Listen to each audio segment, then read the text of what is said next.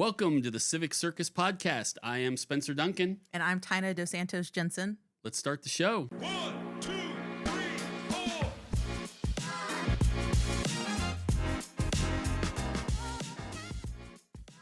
So when I started this, I always used to tell people, if you want to come on it, all you got to do is call me or email me and I'll probably let you come on it. And you are the first person who ever just was like, hey, can I come on? And obviously I said yes because you're sitting here today next to me. Yeah. But I'll let you know you were the first one who just ran. I feel like I should get a prize or something. I think when people hear that, they think you're not really serious. Like, oh, he's just saying that, but he won't really, message me back or really do it. Well, I was watching your show on Facebook and I just thought it was really cool what you were doing. And I was like, I want to be a part of that. That looks really neat. And that's what I try to tell folks. Part of the reason I started is, and some of the people I've had on, people kind of know and they're doing stuff, but the goal is really to just bring people who don't have that platform all the time on a regular basis and to tell the people about why they're here and what they're doing and why we all exist. We're a city of 125,000 people, so it's great that there's a small group of quote unquote important people, but we're actually all important. We're all out there doing stuff every day, and even people who we think aren't in those positions of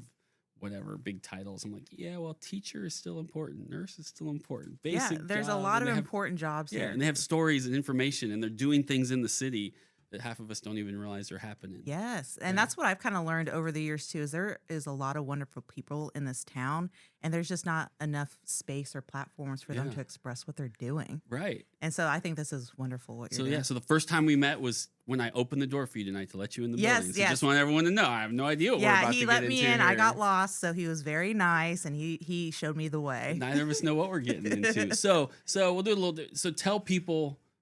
I always hate the word, but what you do. Okay. That's always the worst way to say it, but it's the best way to say it. So I'm a nurse here in a local hospital. So I work in the recovery room. And what I tell people is I work in an area where people wake up and they're under anesthesia and you're just never going to know how they're going to react. So I get a lot of goofballs. I get a lot of, people who are criers. We get a lot of funny people who just want to sleep. And so it's fun because you don't know what you're going to get when it comes through. Yeah. And what I like about my job, it gives me instant gratification because, sometimes people come in and they're in pain, they're nauseous, they're anxious. And so my job is to make sure they're stable. I can get them to a place where they can leave and I feel comfortable with where they're going. And so I really like my job because I get that instant gratification. And so that's kind of what I do, and I love it. And you can't film any of it because I can't for film obvious reasons. But your YouTube channel would blow up. I tell people whatever happens in the recovery room stays in the recovery room. So I have some interesting stories, but I would never tell them. Right. I remember years ago I had to have some knee surgery, and it took a while, like 6 months in between when they thought I needed the surgery when I actually got the surgery. So you go in the room, they knock you out, and you look at the clock right before, and then I woke up and it'd been like less than a half hour, and I knew there was no way. So they're like, they get me a little up, and they're like, okay. They're like, it turns out that in the last 6 months you healed basically. So we got in there and realized we didn't have to do it. And so what I said was, oh, so does that mean this is free? That's the only thing they didn't laugh at. And none of them were like, no, it's not free. We still had to put you under and do the work. It was just an expensive nap. That's basically what happened. Yeah, that's right. So good times. Times. Yeah. But, no, I mean, that's an important job in general. Oh, yeah. I love it. A lot of people, when they see recovery room nurses, they think of, pain, nausea, give them crackers and juice and they're on their way. But really, a big part of my job is to make sure, like, their airway is okay, their breathing's okay, their vitals are okay, because anesthesia is serious stuff. And some people just don't react very well to that. And a big part of my job is to make sure these people react okay and they leave my area okay and in a safe space. Yeah. So I always tell people, I do give graham crackers and juice too, but I mean, a bigger part of it is to make sure those important things are done as well. Yeah, well, I won't hold you to this as medical advice. You can sign a waiver if you need to, but so I'm allergic to eggs. Oh, yeah. So like badly allergic, like EpiPen allergic, so I don't get to eat any good stuff like certain desserts. But the point of that is, for a while there was this debate about which like anesthesia I could have. Because propofol, they use eggs somehow to like the contents. Which the whole thing is weird to me anyway. But whatever, medicine, God bless it. So there's been times where I've used like I don't know the old school anesthesia, which they say we can use. As one doctor told me, we've been using it for 100 years. It's fine. It just takes more engagement from the anesthesiologist to maintain it. And then there's so I've never had what they call the good stuff, where The good everyone stuff, wakes up yeah. and they're like, "I'm good, let's go, I'm ready to," Yes. So, but then I'm told, well, you could probably take it, you'd probably be fine. It's so minimal, and I'm like, that's easy for you to say. Yeah. you Well, know? it just depends on the provider, and Right. we have really good providers here in Topeka. A lot of people, I feel like they know about anesthesiologists, but we also have CRNAs who are mid-levels for Yeah. anesthesiologists. And the ones that I work with, they're phenomenal. Like, they do a really good job. They make sure that the patient's going to go in okay, the patient's going to come out okay. And so I always tell people I just love my coworkers, because they're my coworkers, and they make sure that I'm okay and the patient's okay, and I make sure they're okay too. So is that where your nursing started? So it's kind of a long journey. Yeah. So Most of them are. yeah, most of them are a long journey. So I actually graduated in May of 2020, right during COVID. Oh yeah, lucky you. Yeah, lucky me. And so Although it was also a great time because we needed yes, we we needed nurses. you more than ever before, right Yeah, around then. and at the time, Washburn University offered a grant for nurses to go work in like a primary care clinic, and in a clinic that kind of served underprivileged, like the population. Mhm. And so I did that for a little bit, and then realized I really missed the hospital, because I was a CNA at a local hospital for a long Okay. time. And so I was like, you know what? I miss my hospital patients. I want to go back. And so honestly, I've been in the recovery room now for 5 years. And so that's where I grew and that's where I learned. And back then it was so unsure because surgeries were getting canceled. Oh, sure. But, emergent surgeries had to go, trauma surgeries had to Yeah. go. So it was kind of a rough start. But once surgery started picking back up again, I mean, we were seeing a lot of people, It was busy there for a long time. Yeah. And I feel like we're getting back to a point where it's starting to level out. So, but yeah, it was rough starting in COVID. It was rough because I tell people I had to learn how to be a nurse really fast, Oh, sure. because I wanted to make sure I was equipped and like well enough to support my other peers. My peers that trained me, my peers that showed me the ropes, and I was like, you know what, I want to be good enough for them. So let me like get it together, yeah. get it together. And so I feel like a lot of us felt the same way. Yeah. So Well, it's kind of, you're in that class. It's kind of going to always be a very unique group that came into it right yes, there. and some of you us, know. got to do clinicals before we graduated. Some of us didn't get to do Oh, clinicals because of that? Yeah. couldn't because go it in depended on the limited school and- policies, and a lot Yep. of us come from different schools. A lot of people don't realize we have 4 nursing schools in Topeka. Yeah, we do. And Yep. so a lot of people don't realize that, and it's all just different policies and politics and all that. So So why do we have a nursing shortage? Now, there's a lot of industries we can say that is not unique to nursing in terms of Yeah. certain jobs, but seems like we still do.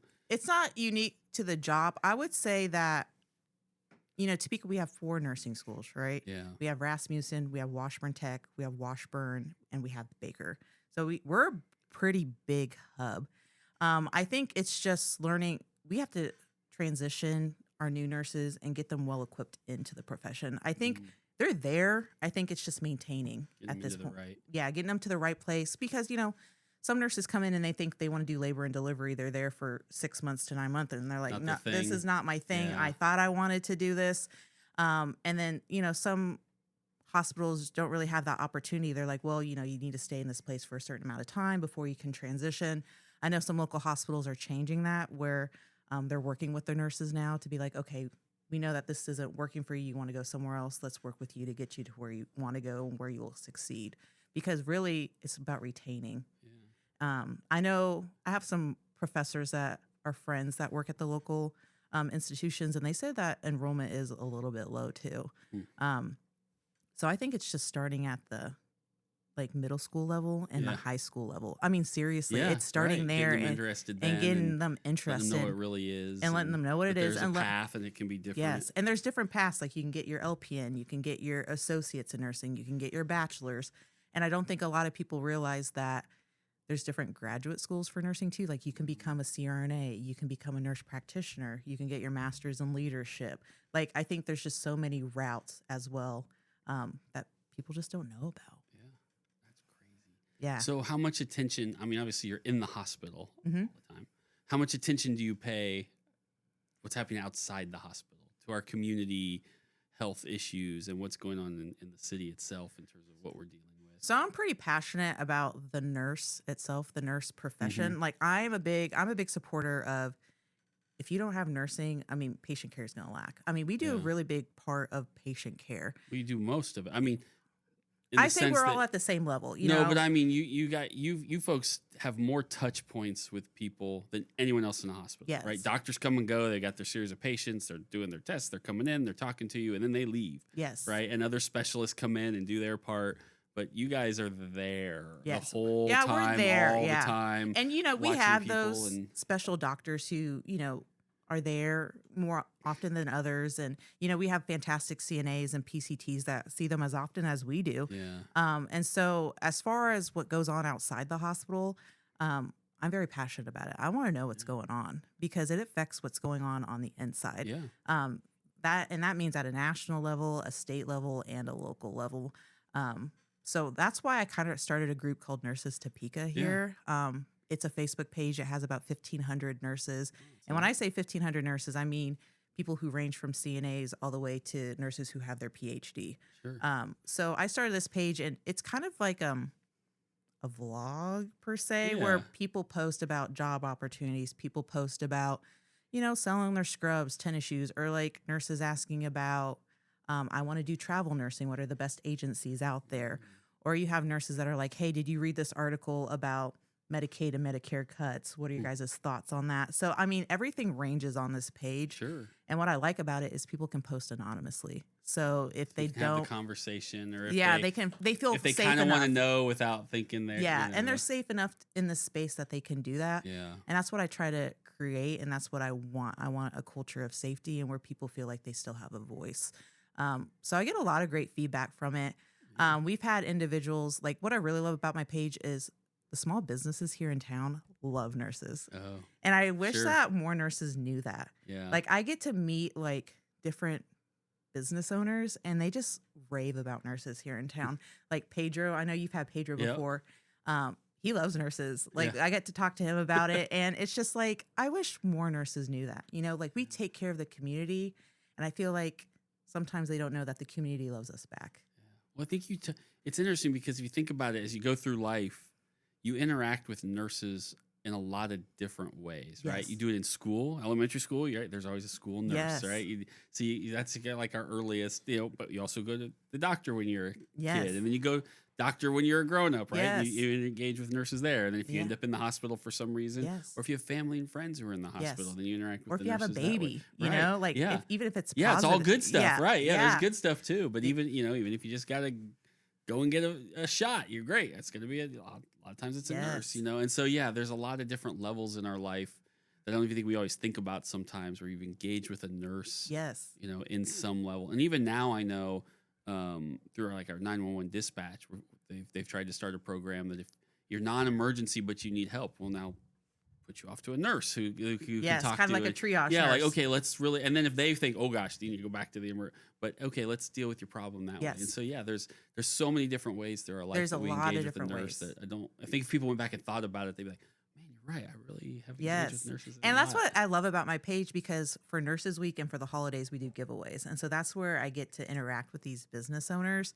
And so I get to go to their businesses. I get to meet their families. I get to meet who they are. And then they kind of get to listen to my story and what I'm doing for the nurses in our area. Yeah. And it's just kind of a nice connection to have. And I'm friends with some of them now. Like, for instance, I just got the YWCA Women of Excellence. One of the Yeah. gals who won it with me, she helped donate some of her stuff for my giveaway. So that's that's how we cool. kind of got to know each other there. And so it's just kind of awesome building these connections. So I guess we start a little backwards, not your fault, mine. But I mean, talk about what I always ask people, their Topeka journey. Oh, Are you yeah. from here? Not from here? Why are you here now? Why So, have you not okay. left us? And thank you for not. I'm just saying, why? What keeps you here? Like, what is your Topeka journey? So actually, I was born in Brazil. Oh, okay. So I was born in Sao Paulo, Brazil, and I was born in the favela. So like those Hmm. Call of Duty video games that Right. you guys play, the favela, that's where I was born. I Yeah, was born right there, very impoverished. My dad actually went down there for a business trip. He met my mom, and that's kind of how I got to the States, honestly. Interesting. We lived here for a little bit. My dad got a job in Arizona. Was he lived from there- this area originally? Yeah, Okay. family was kind of staying here. Okay. And so he got a job in Arizona. I moved there for a little bit. He decided to come back. He wanted to see his family again. So I moved back here when I was in first grade, and I've been here since. Like, I was a Shaner superstar, Yeah. Jardine Jaguar, Topeka West Charger. Oh yeah. What year did you graduate from West? 2013. Okay, I'm 94. Yeah. I'm a little older, which we knew. But yeah, 94. But I mean, I just kind of stayed around here. I mean, I went to community college for 2 years and came back. But I mean, Washburn Ichabod and a Baker Wildcat. So Yeah. I went to Baker. I went to KU, but then I got my master's from Baker. yeah, I so- just got my master's at Baker too. Yeah. But it's a good town, you know. It's big enough but small enough, if that makes sense. Yeah, it makes a lot of sense. Like yeah. there's a lot of local places here, but there's also like big companies like Target and Walmart. You know what I mean? So it's a great place, and I feel like we're very diverse too as a city. I got to meet a lot of people throughout my life that, you know, different backgrounds, different situations, and I'm glad that I was raised the way that I was, and I was raised here. Yeah. No, see, you're staying here. Good. Don't leave. Don't leave. I really That's like what, it. That's why I tell everybody, don't leave. Just stay here for a while. Well, it's a good town. Like, it's nice that, you know, I go on vacation because my mom's a flight attendant, so I go around a Okay. lot. But it's nice to know that, like, I like to come back to Topeka. Like, Yeah. Topeka's my home, but So man. where's she based out? Where does she live? So she's actually based out of Dallas. She lives here in Okay, Topeka, but she's she based goes- in they're Dallas. Based in Dallas. I know. She's near flight attendant. They can just fly there and then Yeah. go from there. But yeah. I always tell my mom, yeah, it's nice to get a break, go to like Hawaii for a little bit, Right. but it's nice to come back to Topeka. Good to visit, but back home. But yeah, right let's in the go middle back of the home. Let's go country. back to sleep. You know, let's go lay in my bed. So as you then look at what you see in the hospital, but then what you see across the city, I mean, what are some of the challenges that we're dealing with as a community in terms of, you know, just health wise that impact all of us? I mean, I can give you a few. I went to they recently had Shawnee County does their yearly health update where they yeah. score everything and they take a look at it. Good news of that was we were up in some categories over the last 2 years. That's Yes. great. Like a lot of the two that we are not making any progress in are two of the worst categories, which is life expectancy. Yes. We aren't just below the state average, we're below the national average, which Yes. is 75 years, and we're a couple years below that. Yes.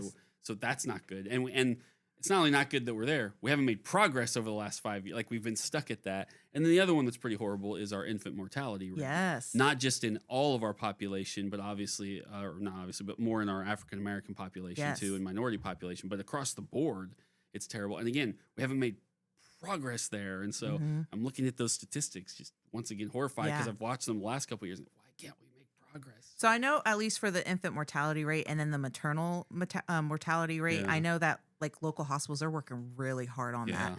I know that some of the local hospitals have changed the way they do like discharge instructions for their patients. I know that they've changed everything to iPads, and they have to review these videos before they leave, like signs and symptoms of like hemorrhaging, you know, bleeding out, signs Yeah. and symptoms like if high blood pressure. So like, for instance, dizziness, headaches, those type of things. So they're trying to educate this population of individuals and really everyone about signs and symptoms and when you should come back to the hospital.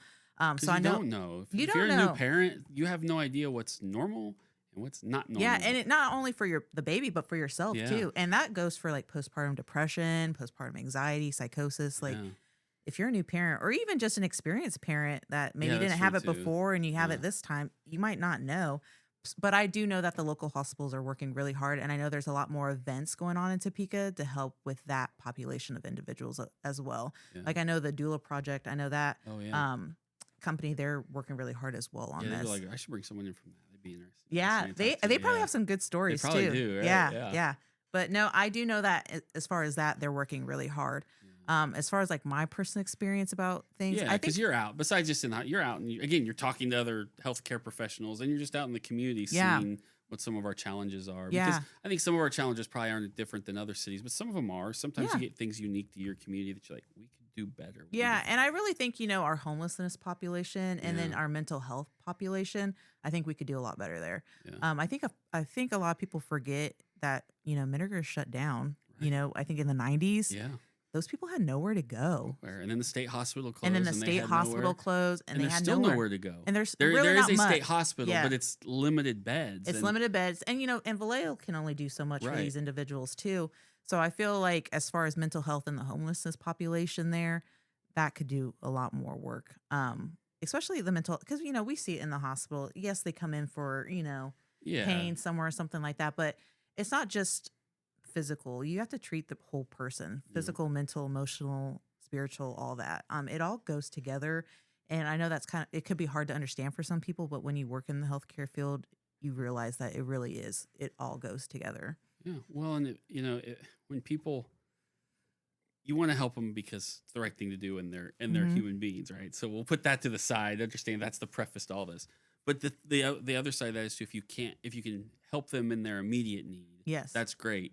But I'm sure there's times where they leave some of those facilities, you're like, I'm going to see them again in a week because we've helped this immediate problem.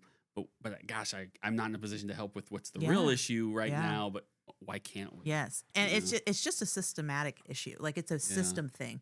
Like we have to fix up here. Like it's just trickling down, and if you don't fix what's clogging up here, it's just not going to work. Yeah. It's just not going to. And an example I can give is a diabetic patient, right? They come in and their blood sugars are 300s, 400s. Some people might think, oh, they're just not taking care of themselves. They're not eating right. They're not working out. But really, if you have a conversation with them and talk to them, maybe they can't afford their insulin.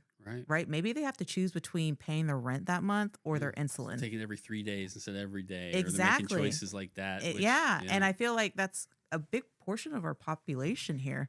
And I just like I said, I always tell people in healthcare, you have to think a little bit bigger. There might be stuff going on that we just do not know what's happening. And I try really hard to advocate for that. And I advocate for that at a patient level, and I advocate for that at a nurse level too, because I think it's important for nurses to take care of themselves. And I think it's because if they don't take care of themselves, we can't take care of this population of individuals here. No, not at all. So I'm very passionate when it comes to the mental health portion. And I think that's where we struggle a lot at a city level, because we already have limited dollars for those kind of resources anyway. And then it's deciding how we allocate them, or where can I help the most, know? And I've always thought and I advocate for putting those resources into the existing programs so they can expand, right? Yes. So whether it's Vallejo because they have more beds, right? Or whatever program it is, it's already doing it.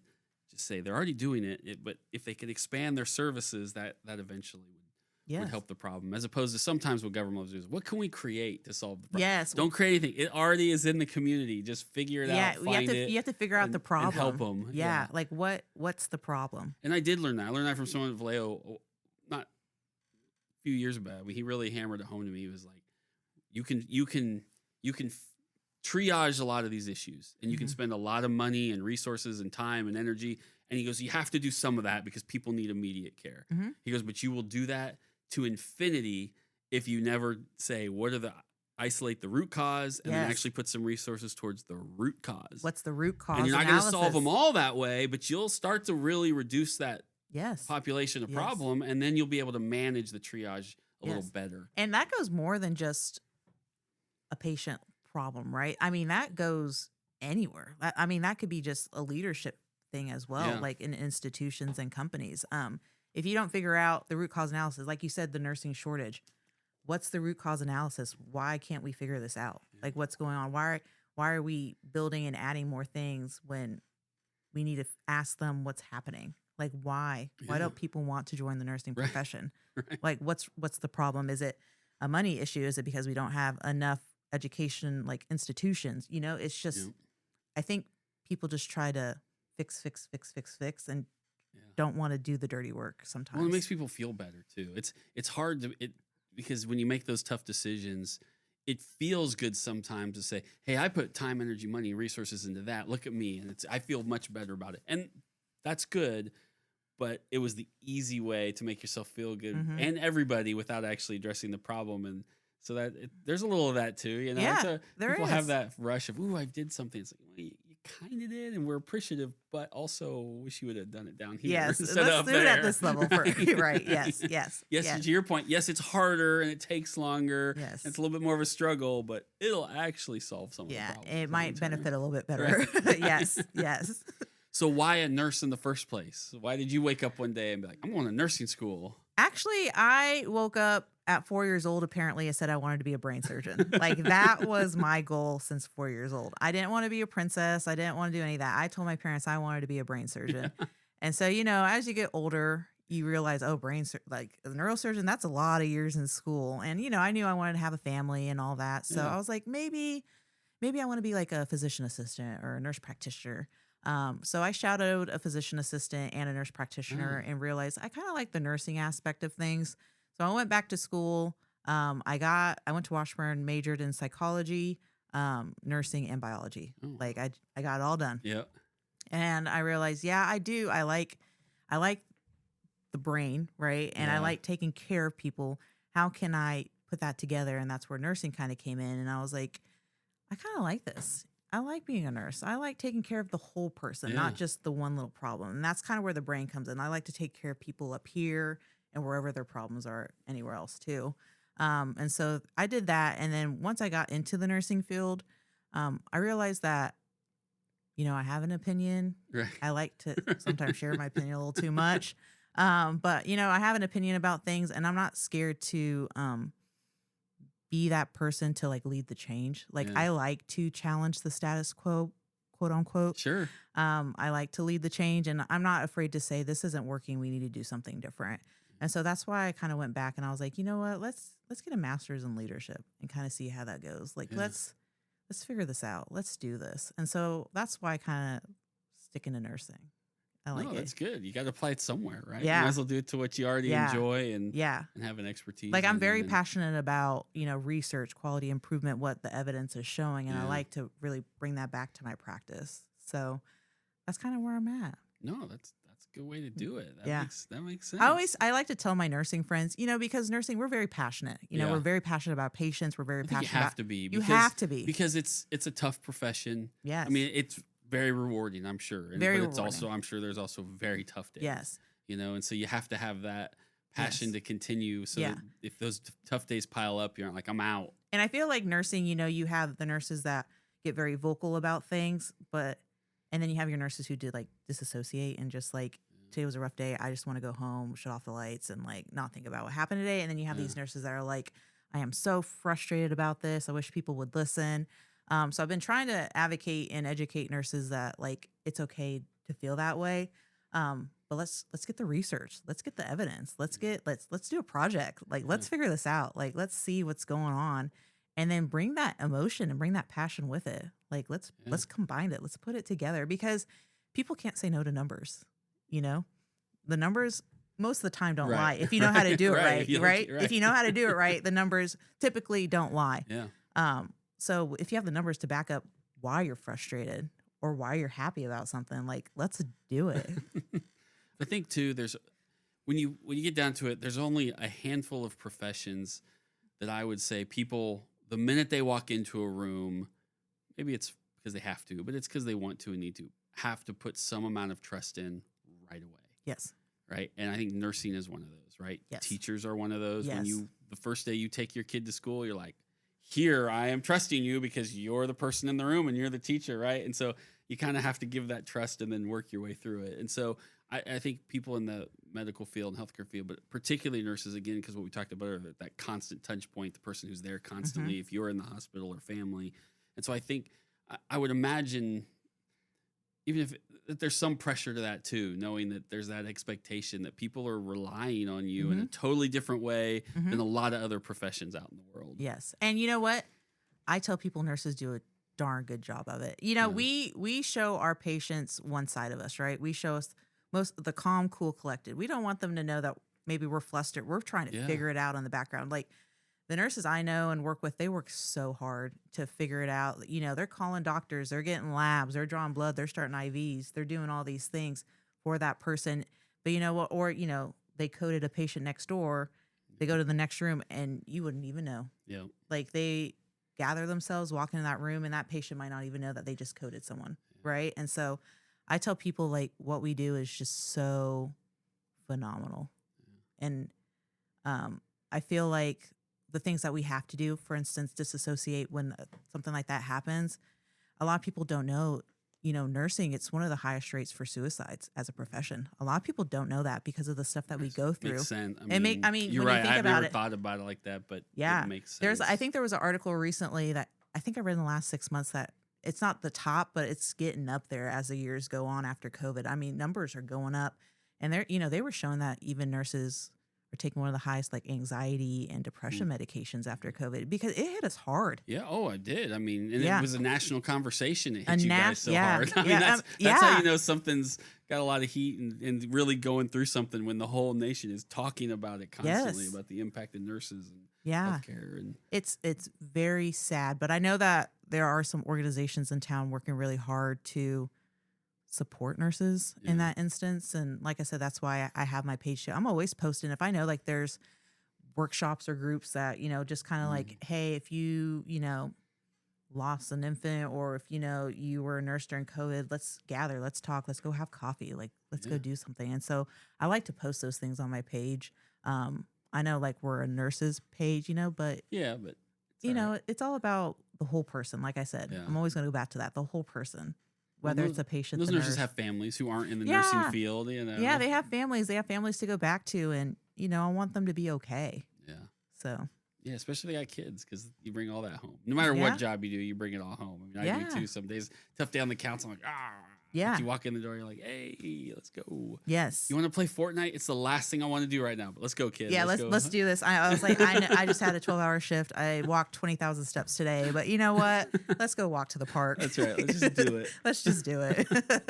All right. So in a minute, I'll have you turn the spotlight on me. But anything I've missed? Anything else you want to bring up that you're doing or want to highlight or let the world know about? Or Like I said, I'm just really passionate about my profession and I'm passionate about the community here. And I'm just happy that I was able to talk about it and people got to learn about it a little bit and learn from a nursing point of view. I can't be the point of view of the whole profession, right. but I'm very happy that I can say a little bit about my thoughts and feelings about it. So No, that's what's important because everybody, we get very caught up in our own bubbles because why Yes. wouldn't we? That's just life in general. But I think sometimes it's good to, especially with folks who are out there doing this stuff, that again, when we have all these touch points, be like, oh, I didn't realize that was what your life was actually like. yes, While I'm yelling at you to hurry up and bring water for the third time. yeah. Take a breath. They'll be here. Yeah. Oh, yeah. Sorry, I didn't know you just like coded someone over there, Right. and I'm pushing you to get water. Right. Sorry.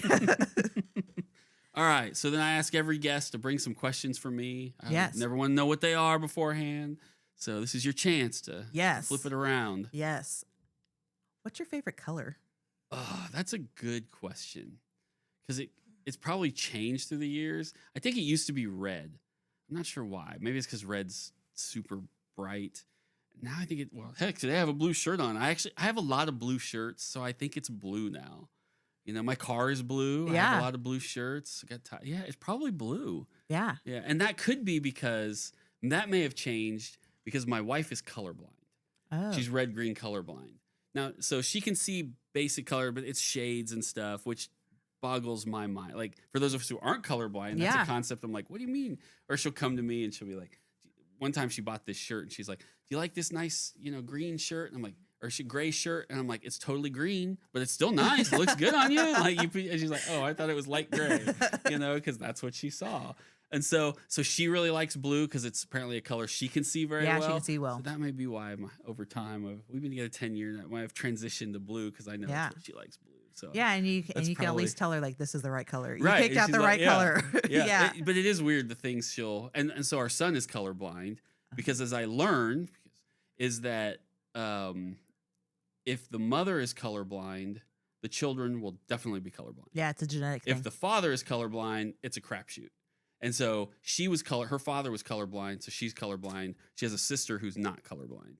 But she knew, we figured our son would be colorblind. She's like, So is he also red green? he's red-green, yeah. As far as we can tell. I mean, he's 11 now, so he can, but we did have a point when he was in pre-K and in kindergarten where they were like, we're concerned. Connor's having some issues with colors. And they thought it was and we were like, oh, we probably should have mentioned he might be colorblind. And the teacher was like, that makes so much more sense now. Okay, he probably is. And so they felt better, and we felt better that it wasn't something else. So, yeah, we recognized it early. So, yes, the color, when we first moved into the house we live in now, there were some red roses out front. Yeah. And they finally started to dial, so we took them. I was like, oh, I'm going to miss these. And she goes, what, the gray flowers? And I was like, no, they're beautiful red roses. She's like, all I see is gray, man. But it is weird because there's shades of red she can see. Shades. So like I said, my mind doesn't get it, but I don't have to. But there are those funny times where we're totally looking at two different colors. And So whenever we find like a piece of art or something we both like, we're like, we better get that, you better 'cause get we it. We can both see the same thing. Yeah. All right. Well, good. Okay. All right. I'm trying to think. So the other question I had, if you could be a nurse, what specialty would you work in? Man, so here's my problem with that. I'm not that, I can't say I'm terrible at blood and all that good stuff, but I'm not your guy either. Like if I see you on the street, I will help you. I won't be like so paralyzed, like, oh my gosh, let him bleed, or I'll help you. But man, there's times. So ER's out for you. Yeah, it's out. Like I just there's moments, and I don't even say that it doesn't like make me get ill or anything, but it creeps me out is totally the wrong word. Because I don't, but yeah, I get that. Like, God, stop. Even when sometimes people talk about, oh man, I did this to my finger. I'm like, stop. I can't. I need a second. Like, hold on. Like, So you need to work in a nurse job where you're not around that stuff. So you're like a right. remote nurse, Yeah, like right, we're like an insurance company. I could give you right. I could analyze the files. I could give you some advice over the phone. Which or, a lot of people don't know that telephone. nurses can do that. Like they can work for those type of things. Yeah, so. but I don't think I would be. Plus, look, I'll be honest. I'm a pretty patient person, but I don't know if I'm that patient to some degree. I can do it for a while, but then there comes a point where I'm just gonna be like, oh, just let's go. And you're like, no, we can't do it faster. That's not how it works. Yeah, man. that's not how it works. You got to be patient and work through the process. Oh, let's go. I think that's sometimes as a councilman, people always ask me, they're like, what's the worst thing about being on city council? What don't you like about it? And I was telling them the same thing. One thing. Honestly, one thing. And it's sometimes you can't get things done fast enough. It isn't that I can't solve your problem. It's that while I'd like to solve it, and I think sometimes we should be able to solve this in 2 or 3 days, I'm like, I can fix it in a month. Yeah. And I'll get it fixed, but I need a month. And I hate that. That's a government thing. And some of that you can cut through, and some of it's baked into the system. And I haven't figured out how to cut through it all just yet, but I'm working on it. But yeah, so I think that would translate into some of that stuff. Like, let's go, let's get it done. Heal faster, come on, right? Let's do this. Let's go. I know you just got your knee replaced, but let's right. let's What do do you mean this. it's still broken? Let's go, right? Come on. So yeah, we're gonna stick you in remote nursing. Yeah, see, so that would be my problem. You don't want me going into people's rooms and getting impatient with them. Yeah. I say that. My wife will tell you I'm ridiculously patient at times. When she'll be like, let's go. I'm like, take a breath, calm down. Let me think about it for a minute, But there's nothing wrong with what you said though, because a lot of nurses feel the same way about different specialties. They'll be like, sorry, I can't coach someone to have a baby. Like that's how I am. I was like, I cannot coach someone to have a baby. That's just not me. Like I like my people coming out with anesthesia. Like I like my people that way.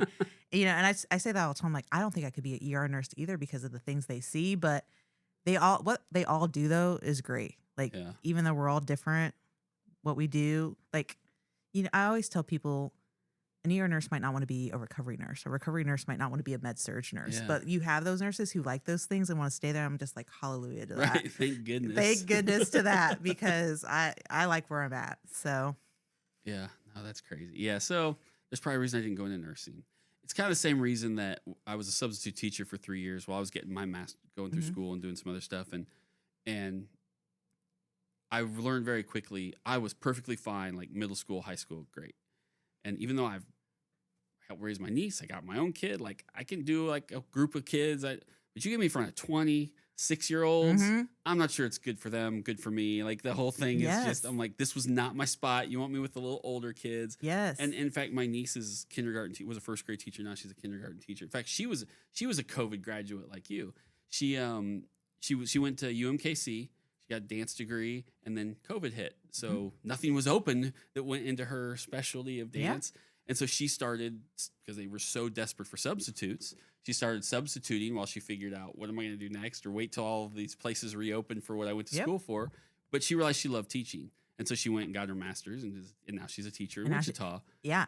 And guess what? Teachers, phenomenal. Well, what they do. She has patience. She can sit in front of a room of 20, 5, 6-year-olds and be just fine and manage them. And she loves it and she excels. And I sit in there and I'm like, I can help like 3 or 4 of you at a time. I don't know how to manage 20 of you. That's not my skill Like I always set. tell people, like my kid, love her to death. Most hyper kid I've ever met in my life. And she has her pre-K teacher.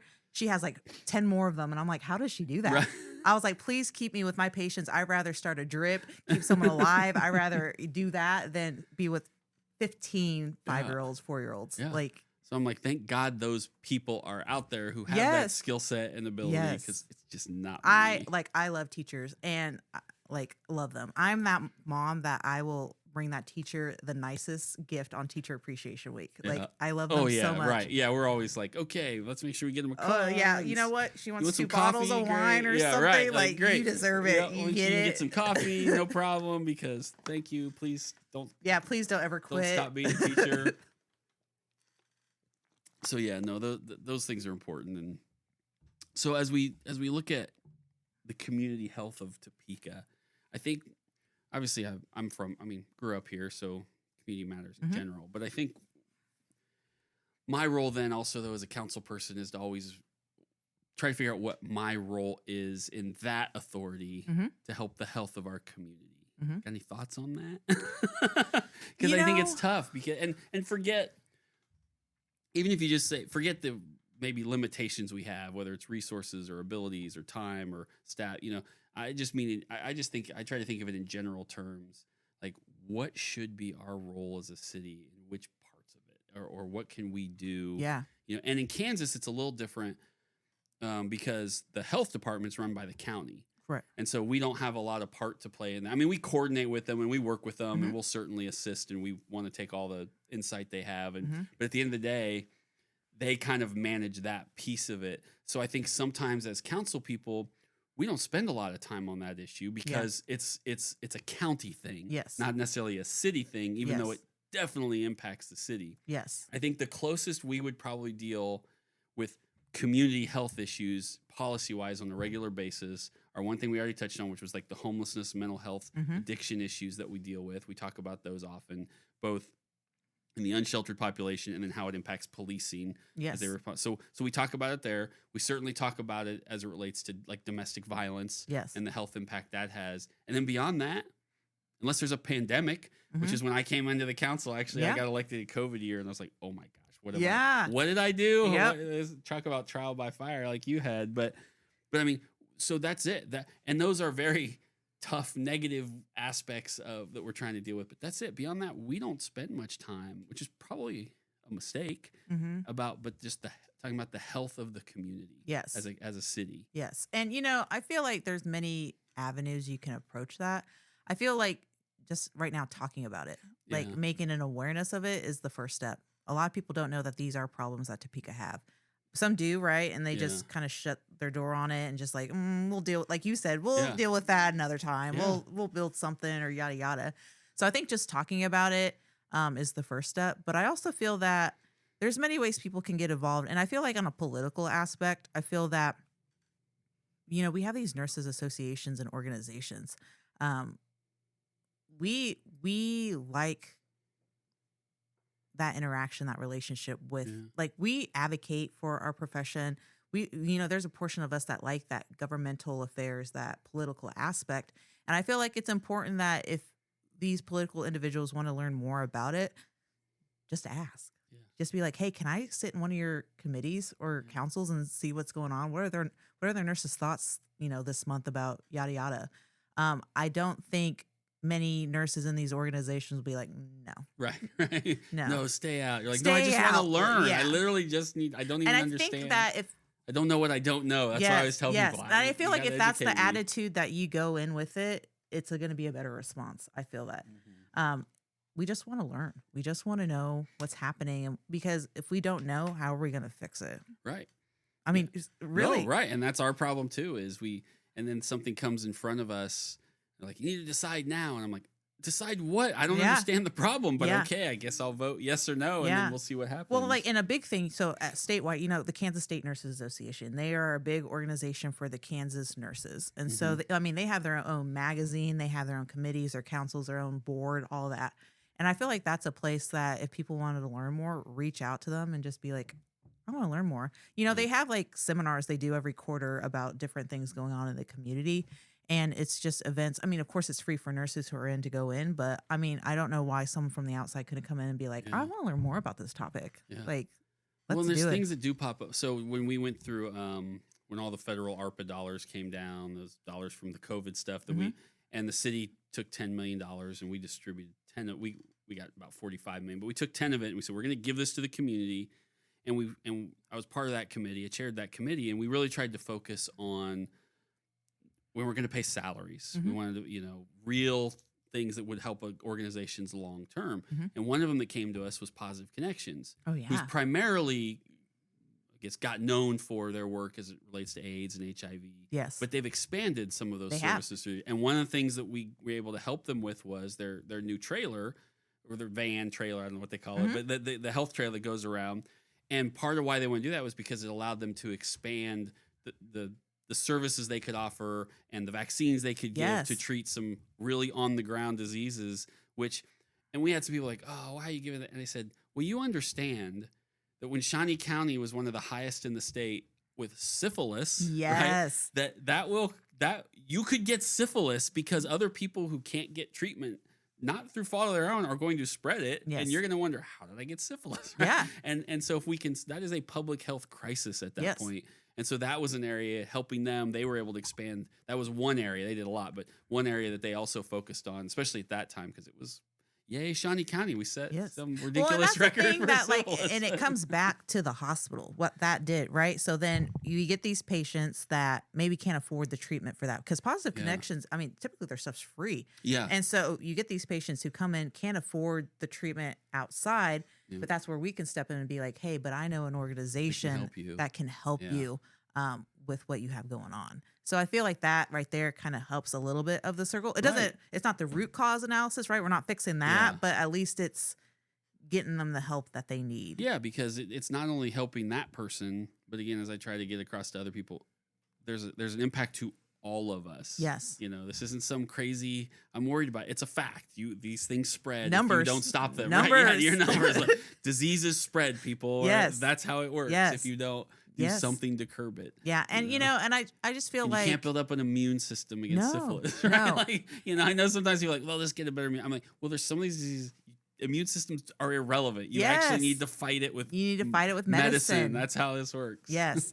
And, I think, as you said before, like as a city, I think we could do a better job at marketing some of these things, because a lot of people probably didn't know that we had one of the highest rates for syphilis. They probably did not. They probably didn't. And, a lot of people wouldn't know unless you were on Facebook or, those type of things. A big portion of our population are 65 and over.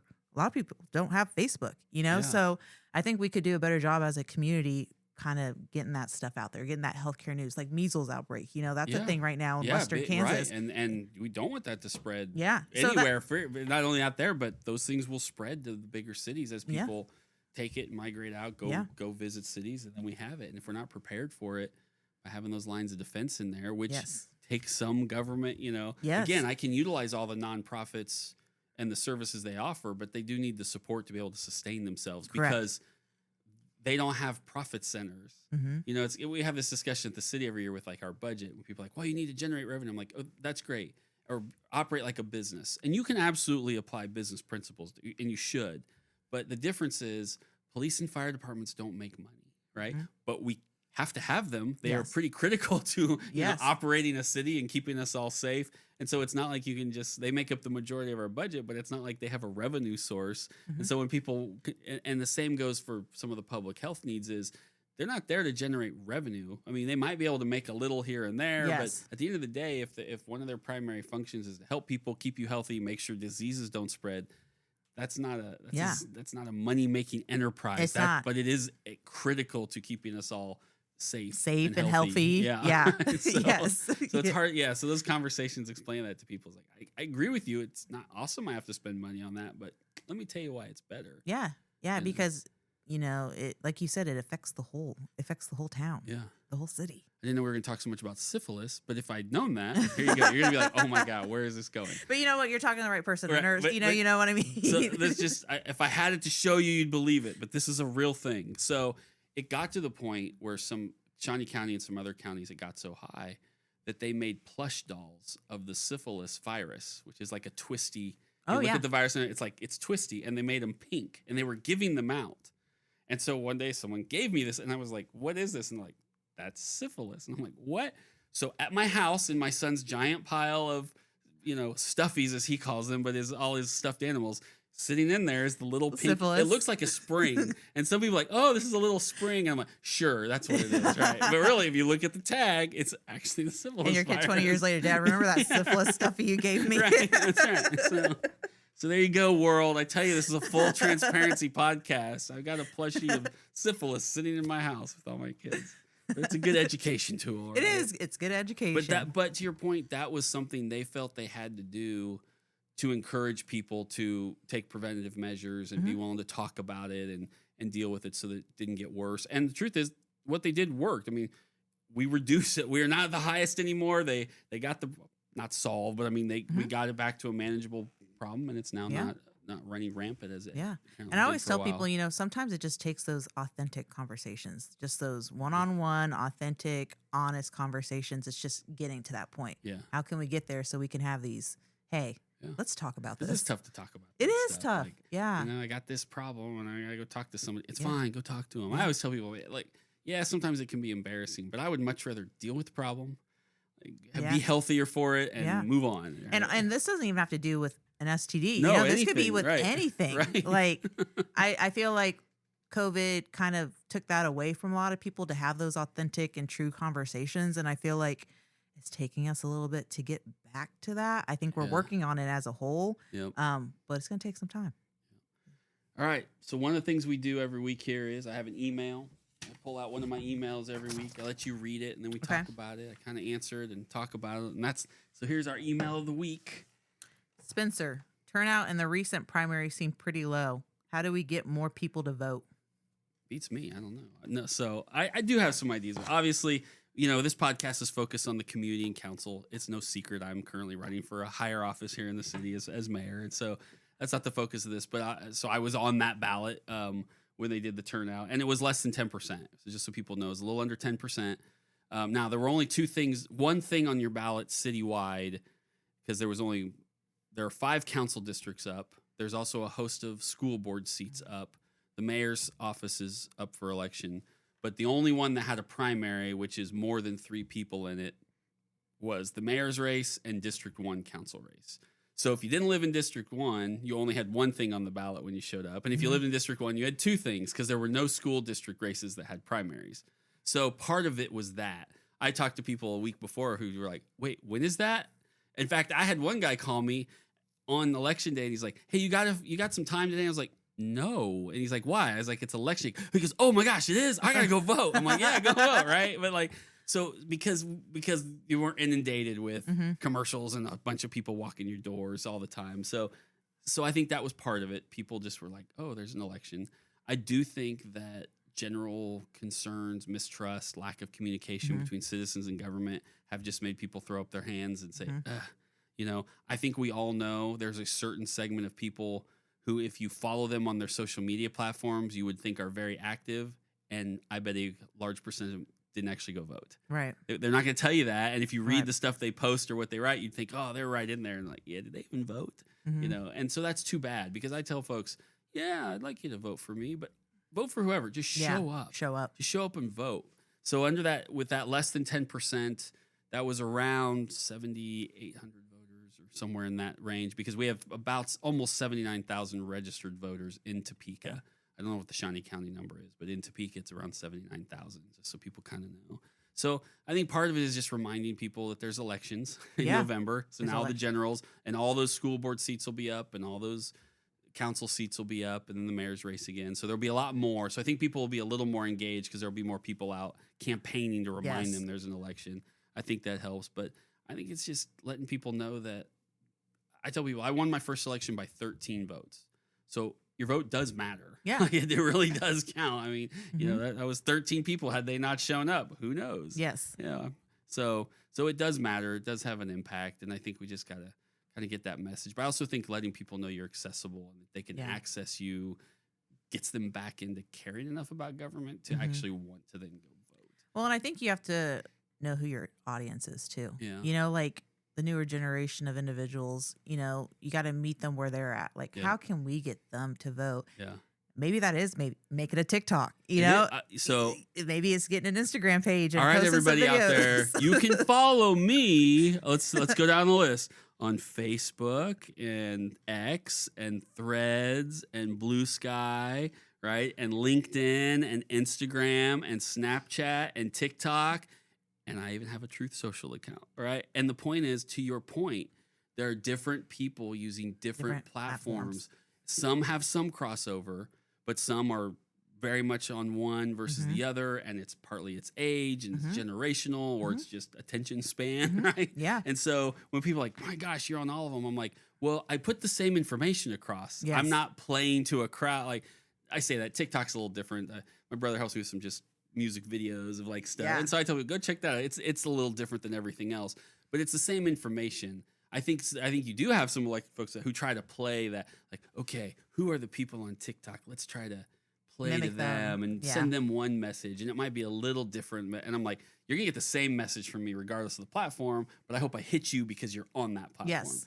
But it's also obnoxious that we have this many platforms that I have It to is. post on. Yeah. On a regular And that's basis. not even talking platforms, like even AI, like algorithms, or you just have Yeah. to like meet people. Yep. Like it's a different world. It is. It's different. And despite that, I will tell you, people still are desperate and appreciative and thankful of just the personal connection of just going to stuff, saying hello, showing you're out in the community, being a part of all that. You can live on social media. That's fine. But it does make a difference. It goes back to that authenticity. Yeah, when they meet you. Because then they can really find out, are you the person I think that you project on social media? Or when they meet you, they're like, oh my gosh, who's running his account? Because that is not the guy I just met, right? Yeah, I mean, honestly, humans just want connection, right? But they just want true, authentic connection. And I feel like that's going to be big for the elections. Yeah. Seriously, I think that's going to be really big. And it matters. And it's reaching the people in a way that you can reach out to them. And like I said, AI is changing the game. Yeah, AI's nuts. So, I mean, it's hitting those algorithms, so it hits your people where it's supposed to. And I know nursing itself as a profession, we're lacking in that area too, as far as voting going. I know like these organizations they're trying to figure it out too. Yeah. Like, how can we get these nurses in to vote? Yeah. And because we want people who understand our profession or understand public yes. health, and we want like people who maybe know. Other people, and then we're like, why? And it's like, well, if the people who know the don't go vote, or tell people what these people represent. Yes, yeah, we want the people who are experts in it. Like we want them there. Yeah. So. Yeah. All right. So my last thing is I always do a question of the week. This one's pretty laid back this week, but I am always curious. I'm going to ask people this week, and you can go check out the question of the week on our Facebook page, the Civic Circus, or the Instagram page at the Civic Circus, and just leave your comments in there. I'm just going to ask everyone this week what they're doing for Labor Day, because Labor Day to me is always an interesting holiday because it's really just a break. I mean, we just take the holiday, and it has a purpose in Labor Day and acknowledging all the folks out there working. But it comes at that time where schools have just started, so people don't go on vacation. It's not like Memorial Day. We're like, start of summer, and it's not the holidays where you might travel for that. It's not the 4th of July or cookouts. And I mean, I think people do use it as a relaxation day for the most part. But I was looking at something that said, travel this year is a little higher, and I'm like, where are people going for Labor Day? Right? It's just a Monday where they go. So I want to ask people in Topeka, what do you do? What do you do for Labor Day? And so that'll be my question of the week. Well, for the nurses who are working Labor Day, thank you for what you do. Because I will not be there. I'm off that day. So I'd like to think I have a day off, but I don't think I have days off right now. But that's okay. It's all good. It's all good. My kid will be home, I guess. So that's good for him. Although it's always funny when you start school and then you're like, holiday 2 weeks in, you're like, wait, what? They just got there. Yes. What are they doing? Get back to school. Yeah, you need to stay in school. Go learn. His school even started a week later than some of the other schools this year. We were like, why? Like, why? Get. We're done. You know your kid is ready to get back to school, even if they won't acknowledge it. When he comes and he's like, I don't think I have any good. I'm bored of my video games. I'm like, whoa, wait, what? You're bored of your video game? Summer is over. That is the official sign that summer is over. It's time to get you back to school. Go read a book. Yeah, if you have become bored of your video games, I know that's it. Well, thank you for being here. I'm glad you emailed me. Yeah. So everybody else out there, I'll bring you on. I'm not lying. I'm not making it up. All you got to do is reach out if you want to come on the show and have a conversation. Well, I appreciate it. It's been great. Yeah, it's a great conversation. So thank you. Really do appreciate it. Yeah, thank you. Yep. All right. Thank you, everybody.